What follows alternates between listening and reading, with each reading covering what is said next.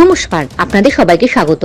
সাম্প্রতিক সময়ে ভারতীয় মহাকাশ গবেষণা সংস্থা তথা ইসরো একের পর এক গুরুত্বপূর্ণ মিশনে সাফল্য অর্জনের মাধ্যমে ইতিহাস তৈরি করেছে। ঠিক সেই রেশ বজায় রেখেই এবার একটি অত্যন্ত গুরুত্বপূর্ণ আপডেট সামনে এসেছে।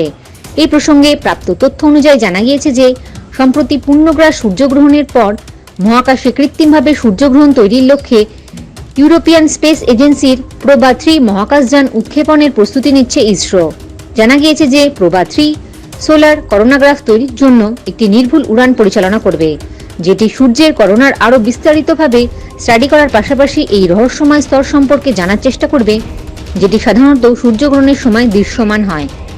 এই প্রসঙ্গে জানিয়ে রাখি যে সূর্যের চেয়েও উত্তপ্ত সূর্যের করোনাই কিন্তু মহাকাশের আবহাওয়ার উৎপত্তিস্থল হিসেবে বিবেচিত হয়।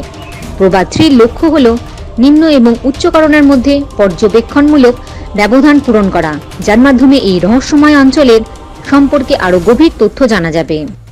প্রসঙ্গত উল্লেখ্য যে ইউরোপিয়ান স্পেস এজেন্সি এই মহাকাশযানের সুনির্দিষ্ট অবস্থান এবং সমন্বয়ের জন্য অত্যাধুনিক প্রযুক্তি তৈরি করেছে, যেগুলির মধ্যে রয়েছে কোল্ড গ্যাস থ্রাস্টার্স এবং ভিশন বেসড ডিটেকশন সিস্টেম।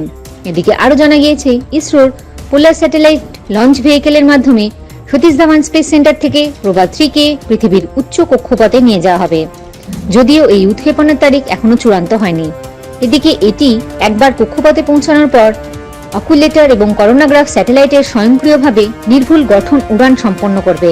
পাশাপাশি 150 মিটারের দূরত্ব বজায় রেখে প্রতিটি কক্ষপথে 6 ঘন্টার পর্যবেক্ষণ করবে। জানিয়ে রাখি যে প্রোবা 2 নামে আরও একটি মহাকাশযান গত 8 এপ্রিল সম্পন্ন হওয়া সূর্যগ্রহণের দুটি দৃশ্য ধারণ করেছে, যেটি পৃথিবীর পৃষ্ঠ থেকে প্রায় 700 কিলোমিটার উপরে তথা সান সিনক্রোনাস কক্ষপথ থেকে গুরুত্বপূর্ণ তথ্য সরবরাহ করেছে। এদিকে প্রোবা 3 মিশনের জন্য ইউরোপিয়ান স্পেস এজেন্সির সাথে ইসরোর সহযোগিতা মহাকাশে গবেষণার একটি উল্লেখযোগ্য পদক্ষেপ হিসাবে বিবেচিত হচ্ছে, যেটির মাধ্যমে এবার সূর্য করোনা সম্পর্কে স্টাডি এবং বিভিন্ন সৌর ঘটনা সম্পর্কে নতুন তথ্য মিলতে পারে। জয় হিন্দ, জয় জওয়ান, জয় কিষান।